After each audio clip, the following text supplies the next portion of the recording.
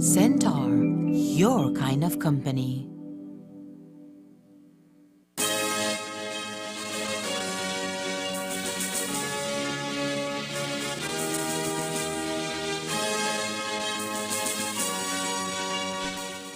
Tonight on CTV3 News, Cabinet approves Commission of Inquiry to examine the modernization of the sugar industry.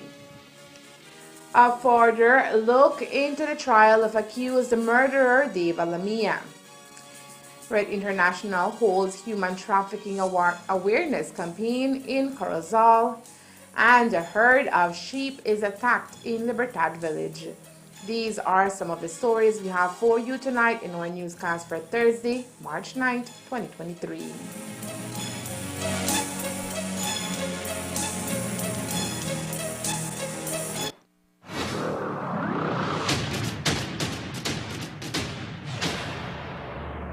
I am ready. You're getting the new and improved me. This is nice.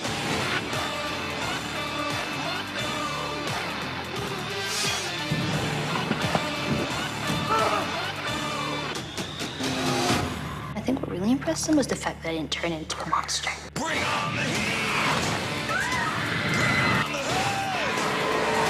Start up the gunfire! Wait for the day!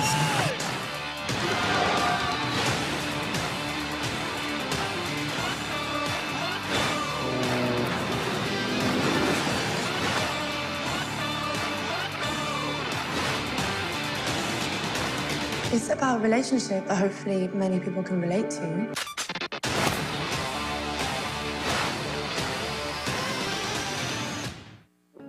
Enjoy your favorite HBO original series and movies with Centaur, your kind of company.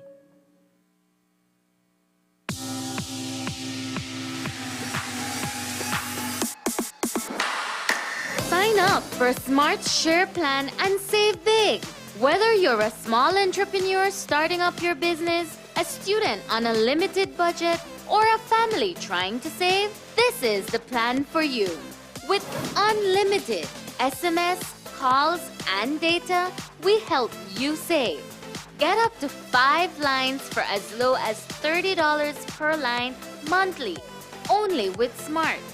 Sign up today at any Smart showroom or sales manager countrywide. So get your business going, share more memories with friends, and be ready for the day with Smart.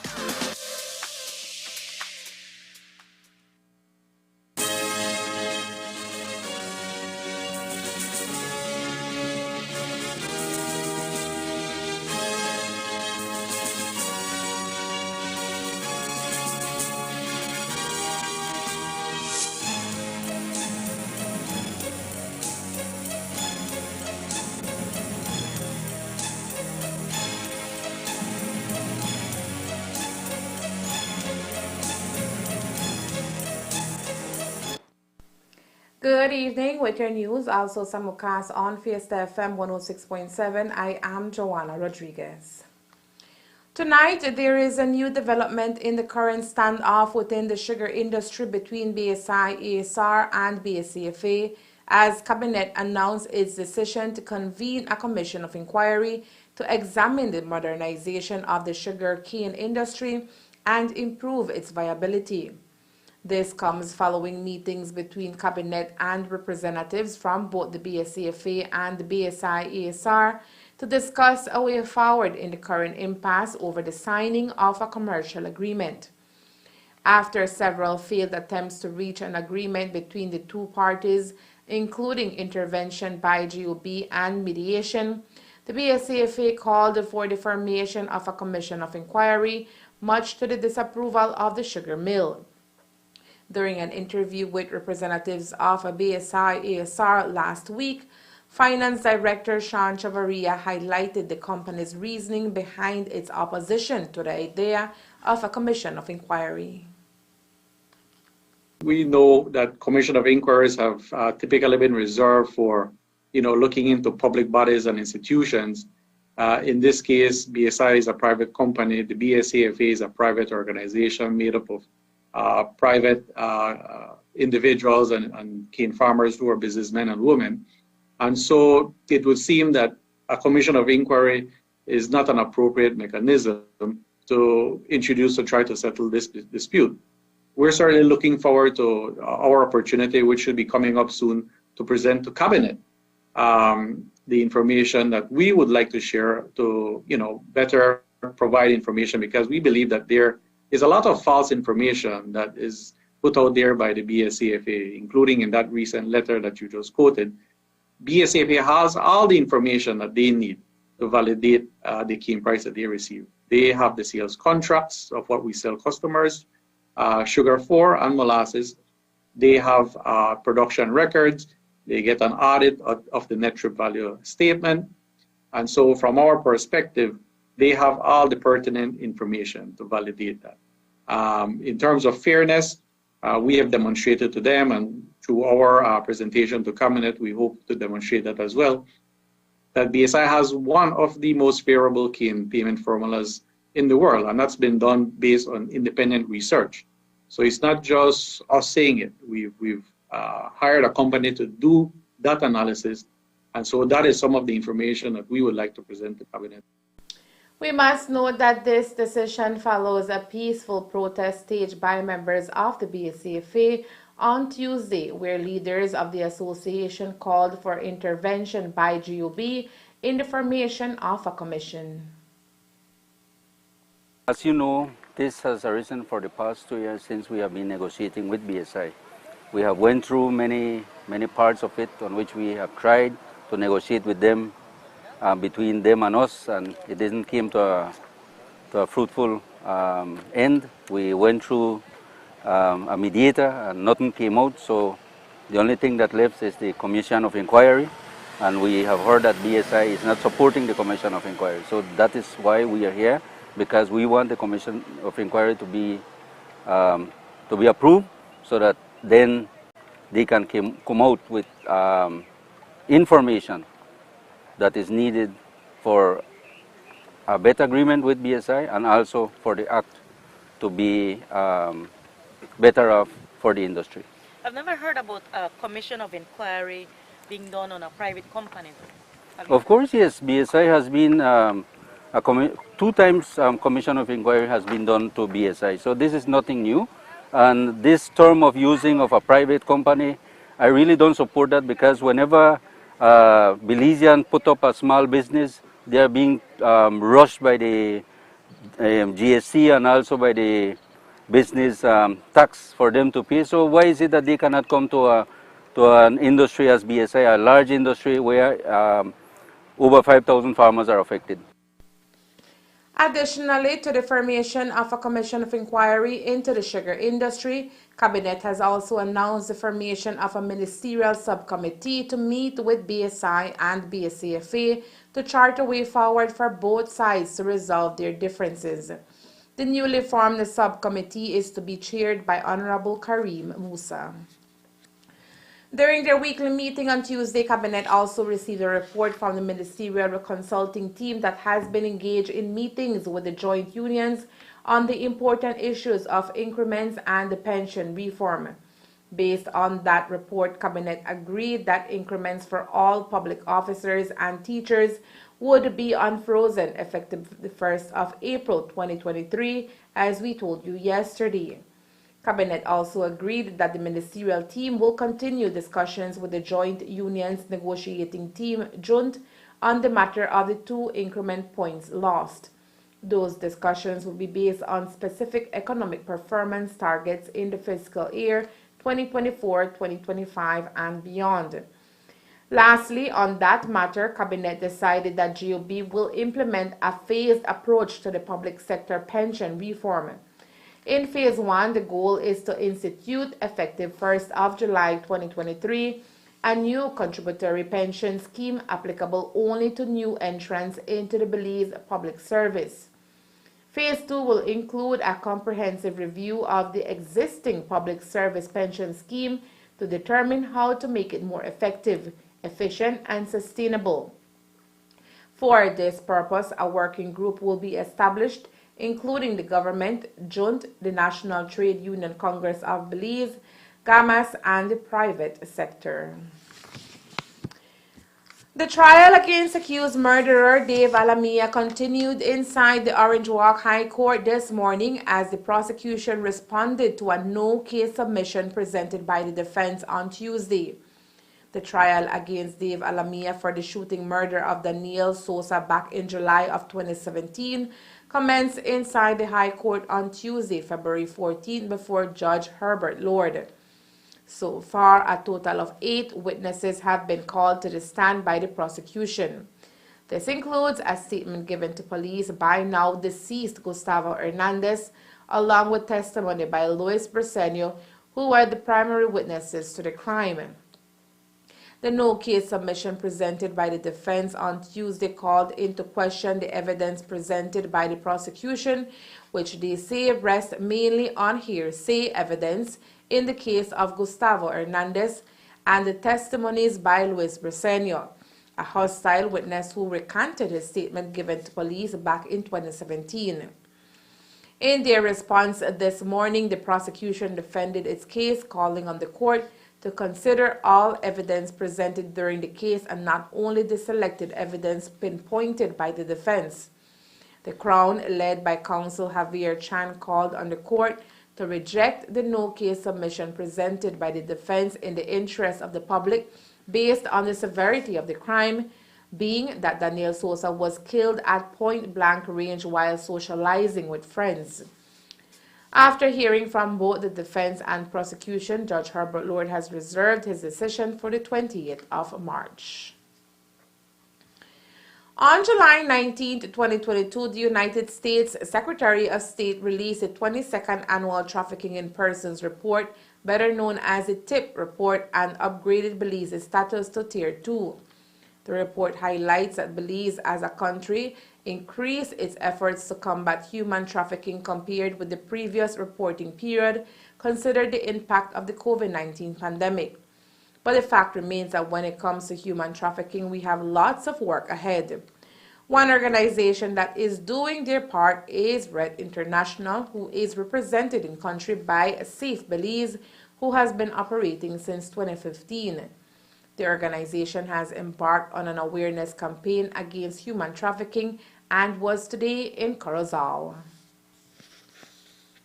We're doing presentations to the municipalities across the country about human trafficking, to the mayors, the councillors, about what is human trafficking, who does it affect, and how to identify these victims. Okay, so what are the best takes from the presentations that you want to stay with your members that participate?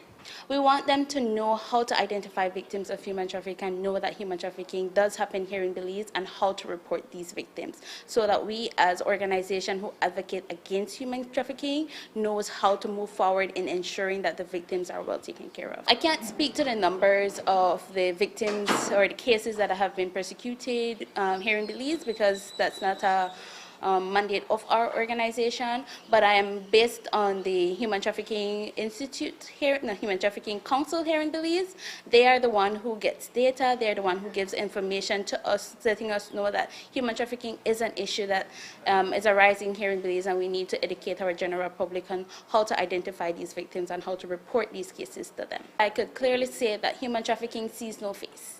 Human trafficking happened all across our country to every single body, and it's everyone is a victim and everyone could be a trafficker. So it's good to get this information to learn how to identify and learn how to report. Where do you go on from today in terms of coming back to the council and see what has happened after the workshop? What we aim to do is have the council do an activity within the municipality to then educate the general public on what human trafficking is, and then we hope to trickle that down in the other municipalities and then into organizations within the various municipalities. It is everyone's duty to report any suspected cases of human trafficking. Knowing where to make the report and how ensures that the appropriate authorities are informed, resulting in quick response and rescue. For that and many other reasons, the Corozal Town Council is receptive of the training offered by Red International. Well, this morning we have a visit from RET, which we all know what they do is educate the community about human trafficking, you know? And we're taking the opportunity to learn more, to get educated about human trafficking, and we are so fortunate that they took the time to come to Corozal and share information and educate not only me, but the councils, managers, and which is very important. That's a type of information that we need so we learn, and we're very aware about our surroundings, what is happening, and so that we can easily recognize human trafficking and report it. I keep saying one way forward in this country is by educating one another. So it is very good information, and we're here willing to learn and eventually to share the same information within our community, because everybody needs information. Right. Well, we have our different bodies. For example, the traffic department, who have eyes outside, who can, once they get the information, they get educated about this, they can be our eyes out there, our ears out there to report things like these.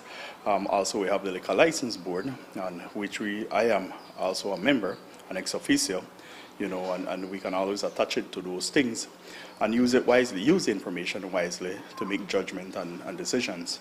So it does come in handy for the town council, and that's how we're going to go about using the information that we learn. And the message to your residents, what would you tell them after, sitting in through an all-day workshop about human trafficking? Well, what I can say, it's human trafficking can easily be overlooked. It can easily be recognized, but if you don't have the information, if you're not educated about it, you can easily not recognize it. So what I would share to my community is, get educated about it. Try to seek information. Be careful out there. Don't fall for anything false. We have people out there who can easily turn to victims, and we have people out there who can easily take advantage of people. So to be careful, especially to our children. Always keep focus on what you're doing. And pay attention of your surroundings. Don't easily fall. RET International will be hosting a similar workshop in each municipality. Viewers are reminded that if you know about any situation that may appear to be linked to human trafficking, a report can be made at the nearest police station or 922. There was an attack on a herd of sheep that were left to feed behind the residents in the village of Libertad. The incident has brought questions of security for residents who say it is an issue that needs attention from the proper authorities. Today, our news team traveled to Libertad to get first-hand information on the incident. While some residents claim a mountain lion attacked the herd, others say it was a jaguar. The entire ordeal has left Anna Brown and her husband in shock, as they say they woke up to see the mangled bodies of 5 of 11 sheep that were taken to the location since Sunday. The morning when I get up, then James holla for me, right? My husband holla for me, I holla, girl, and killer, the 5 of the sheep there, I tell her, we have to go holla for the owner, that's all I holla. So what your husband? I say, what are the problem here? He said 5, and it look like that animal from the back of the yard. Okay. Sorry that. They say that it was a jaguar, or what? The owner, when the owner come see sheep, he said that jaguar, I don't know what kind of jaguar. But here my husband many talk afterward, but I don't know what they talk about. When they bring and see the sheep, how they look. If they may look good, if you pick up, you eat after sheep meat, but I don't know what, but I never see afterwards or what. Did never see them afterwards.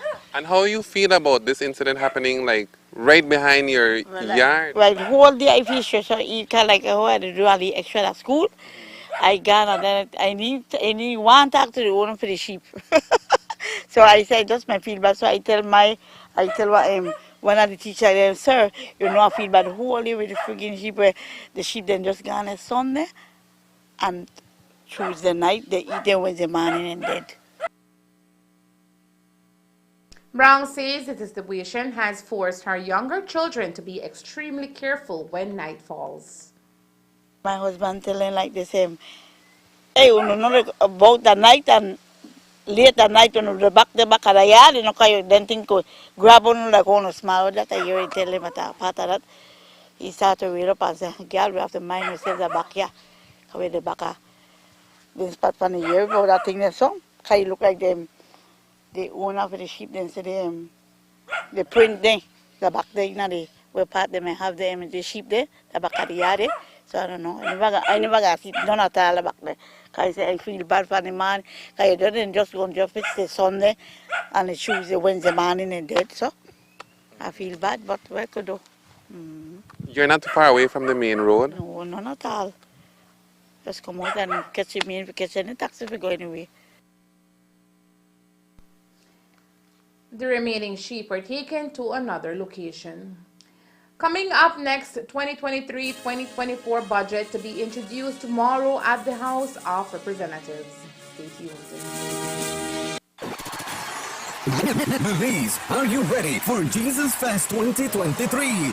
The End Times Revival, March 17th and 18th, starting at 6 p.m. Invited guest Pastor Paul Dougherty from the USA. Hey, listen, the weather's gonna change. Listen, I know it's stormy seas out there, but there's light at the end of this storm. The sun will come out tomorrow.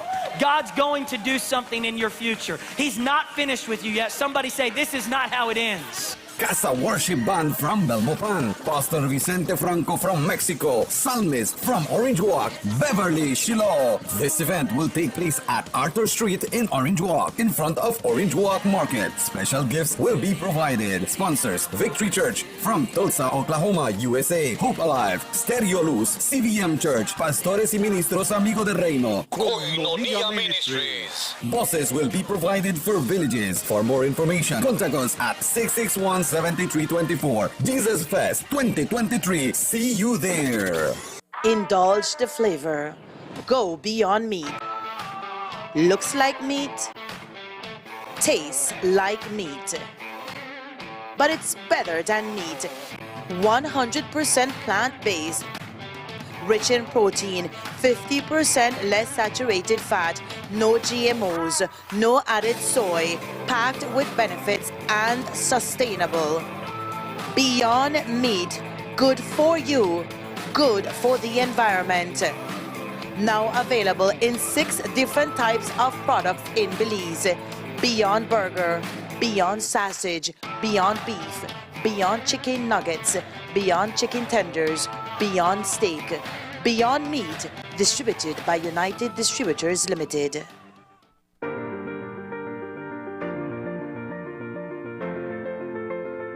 LG dual inverter compressor cools air faster by operating at speeds as high as 120 Hz with more stability compared to conventional models.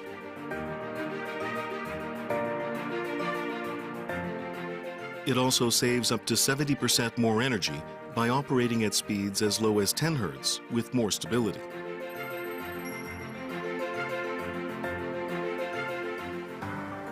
It reduces torque vibration down to 40% for quiet outdoor unit operation.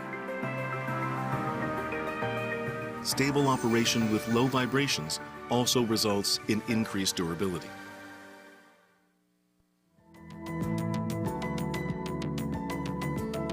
Smart introduces Real Unlimited Postpaid Plans, providing customers with unlimited talk, unlimited text, and unlimited data. Now that's a real great deal. With Smart Plus, Share 1 and 2, and Enterprise 1 and 2 plans, you can talk as much as you want, text as much as you want, and for the first time ever in Belize, you can enjoy unlimited data with your postpaid plan. So come in and sign up for an unlimited postpaid plan and enjoy limitless possibilities. In addition, other plans such as the Flex Junior, Choice, and Select have been boosted with a lot more talk, text, and data, providing you with the best value for your budget. Be unlimited with Smart. It's time to power your dollar with Smart. On Friday, March 10th, Prime Minister John Briceño will read out his 3rd budget speech since taking office at the National Assembly in Belmopan. He will rise to introduce a bill for an act to appropriate certain sums of money for the use of the public service for the financial year ending March 31st, 2024. This is the General Revenue and Appropriation Bill, commonly referred to as the budget. The presentation is important because it is the primary instrument by which Belize functions. In last year's address, Prime Minister Briceño listed the following as primary goals: to properly fund the functions of the public and the security services, judiciary, education sector, healthcare sector, including the expansion of the National Health Insurance (NHI) system, infrastructure system, and others. There will also be talk of the regional, international, and national performance, including debt stock, employment, and other financial indicators. Last year, projected spending or expenditure was $1.217 billion compared to projected revenue of $1.048 billion, leaving a deficit which will be covered by various grants, loans, domestic borrowing, and so on. The government of the Republic of China Taiwan has pledged a sum of $50 million over 4 years for budget support. The 5 major parts of the budget are recurrent expenditure, money spent every year by each ministry, for instance on salaries. Capital 2 expenditure, local capital programs which are funded from our own resources. Capital 3 expenditure funded from external loan and grant resources. Capital transfer and lending, and amortization. The Ministry of Finance is typically the biggest spender, followed by the Ministries of Education, Health, Home Affairs, and National Defense, and Border Security. Specific offices including the Judiciary, Auditor General, and Public Prosecutions, and bodies such as the Elections and Boundaries Commission and the Public Service Commission are directly funded. Also usually presented is an official charities motion to fund organizations deemed worthy of providing public service. The Prime Minister has already said that this year's budget will include no new taxes and increased spending allocated to the return of increments for public officers and teachers, as agreed last week and confirmed on Wednesday. We will have full coverage of the reading of the budget on Friday from Belmopan. Bandfest 2023 is coming to the north on April 1st this year, and bands from all over the country are getting their drums and routines ready for the competition. But putting up with choreographies and uniforms, yet adding instruments and other miscellaneous, the activity can be one that is pricey. For that reason, today the Mayor of Corozal Town presented a check to the Corozal Community College and the Escuela Secundaria Técnica Mexico in San Roman Village to help in defraying the cost of the event. Each high school received $1,000 courtesy of the council, who finds it imperative to invest in young people. This afternoon, we are taking time to reach out to CCC and Escuela Mexico. We're sharing some support, support on behalf of the Corozal Town Council and the community. And I say the community also because the support is financially, and finance is for the community that we work with. Support towards our marching band. We all know that Bandfest is coming up, and support is just never enough. You can always ask for support, and we're taking the opportunity to reach out to them and supporting them. We all know that it involves young people, and we also know arts is very important around young people. It's a very important subject, a very important topic.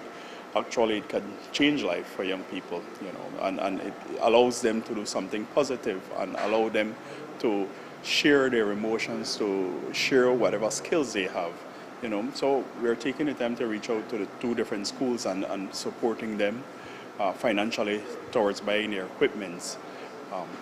Marching band is big for us in Corozal. Everybody knows that. I mean, we are at the house of the past champions, And I can remember 2018 we also hosted the Bandfest, and Corozal always does good. So I believe that we need to support and give as much support to these schools so that they can go and purchase their equipments and be able to perform, be able to do well at the different Bandfests that they have. And as a leader, it's always important to support young people, support arts and science, So we're taking that time today to do that. We also spoke to the principal of the Corozal Community College, who told us how the institution plans to use the funds donated today. Because the expense that we have to incur to take our band to Bandfest is huge, and so $1,000 takes us one step closer to our objective. And as we, recently been trying to meet to see other ways of trying to garner some funds as we prepare for Bandfest, trust me, just getting $1,000 without thinking about it, it goes a long way. So we're very much excited, and we'll make much use of it. How do you plan to spend the $1,000? Well, there's many expenses that we have. We have expenses in relation to the preparation to go to Banfest. We have expenses in reference to servicing of instruments, and also costumes and attire for the Banfest. So it will go in one of those sections, but trust me, it will go to good use. That's what the council needs to know, that it will go to good use. And those that will be benefactors of this $1,000 is our students, and those are the people that we are serving, and that's why we are so excited, because we know that it goes back to them. They are very much excited, you know. We are participating in Banfest this year because of them, you know, because, you know, when we analyzed at the beginning of the school year, there were so many challenges that we had that would have prevented us from going to Banfest, but because of them, we have tried to make that extra effort to try to take them there. They know that it requires a lot of training, a lot of preparation, and so at this point we are on overdrive in trying to prepare them. They practice almost daily, and so they know that it's a high level of commitment, and so we want to continue working with them to ensure that they are prepared for April 1st. So that's a similar donation in the form of a check was issued to the leaders of ESTM to capitalize on their existing ambassadors band. The police, the Ministry of Agriculture, Food Security and Enterprise today held its annual agriculture production meeting at the showgrounds in Belmopan. The meeting saw participation of stakeholders from a wide cross-section, including the Statistical Institute of Belize, Central Bank, the Ministry of Finance, among others. The purpose of the meeting was to review the performance of the agriculture production during the fiscal year 2021 and 2022 with farmers and private sector, and to identify the sectors which have been performing above average compared to others which need more assistance. We're here to validate the production data. Actually, we have an economic forecast and the actual production for 2021 and 2022.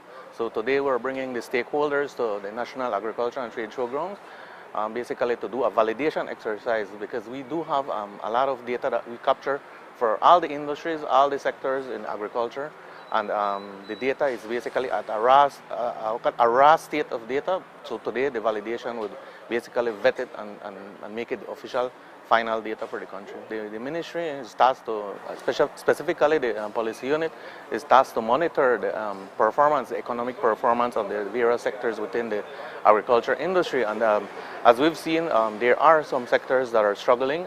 In the cases of like banana, citrus, shrimp, we've noticed that in 2022 there was a dip in the production. Likewise, we've also seen some increases, like especially in the grain sector. Soy, for example, has seen a sharp increase, and these are some of the statistical data that we actually analyze and look at and see the performance. And also, looking at that, we could also see the potential for opening of new markets, which the ministry also is in charge of. So we basically use the data to look at the entire performance, whether it's performing bad, performing good, or it's remaining at the median. We do monitor everything as it pertains to the production. For 2021-2022, the Ministry of Agriculture says the main sectors which have shown a major growth across the country include coconut, soursop, and dragon fruit. There are three emerging markets that are have so much potential. One of them is the coconut industry. We've seen sharp increase in terms of production, acreage planted. Similarly with soursop, we see soursop as a very lucrative market that is actually increasing in production. Likewise, we see the pitahaya industry, which was actually data that we hadn't been collecting over the past, I would say 5 years, but now that there is a potential and we see farmers planting more, there is a need. The ministry works dynamically, so any changes we detect out in the field and it affects the productive sector and the economy in general, we collect the data. So that one is something new for us as well, and we see a huge potential in there. The once booming citrus industry, however, has seen a major reduction in production according to data from 2021 to 2022, says statistical analyst Gregorio Canto. Major industry that we've seen a sharp decrease is the citrus industry. And again, that is all linked to the disease. The citrus greening continues and the orchards are are old, and then the ones that have been replanted are basically still in the growth stage. Citrus is a long-term plant, so even if they plant them this year, we will see production until 5-6 years from now. So all of that is part of the reasons why we see the dip in the production. Again, it came because a lot of the orchards were old and they were basically replanted, but the production hasn't started as yet. So we continue seeing the decrease in the production. The data collected and presented by the Ministry of Agriculture during today's forum will be used by different entities to ensure more adequate planning in areas such as financing, training, and resources within the agriculture sector across the country. There is a mental health forum scheduled for Saturday, March 11 in Corozal Town. CTV3 News spoke to Councillor Marlene Tapia, who holds the portfolio for women at the Corozal Town Council earlier this morning. She told us why the council is interested in making sure that the issue of addressing women's mental health is placed as priority. The town council is hosting a forum, a mental forum at the Health Page on Saturday 11th at 2 p.m. This is why the town council decided on that mental health is because after the COVID, a lot of women, they got emotional and their feelings and how they feel, and it affected them in different ways, right? So we decided that we want to bring them and help them, come out of that. Ivan Valencia is a psychologist. He is a graduate from Vizcaya University, and he is currently working here in Corozal. As a counselor in Corozal, I think women are recognized and being valuable in the society, in the community. The forum is being held under the theme Equity and Introduction to Self-Value and Awareness, and the psychologist Ivan Valencia will be imparting the session. And that's the news. We invite you to join us for another newscast on Friday, March 10th here on CTV3 and Fiesta FM 106.7. Remember that to read a text version of the news, you can visit our website at ctv3belizenews.com. You can also log on to our Facebook page for current stories at facebook.com/CTV3BelizeNews or our YouTube channel at CTV3 News BZ. Remember to wash your hands and remain safe. From all of us here at CTV3 News, thank you for watching and listening. Good night.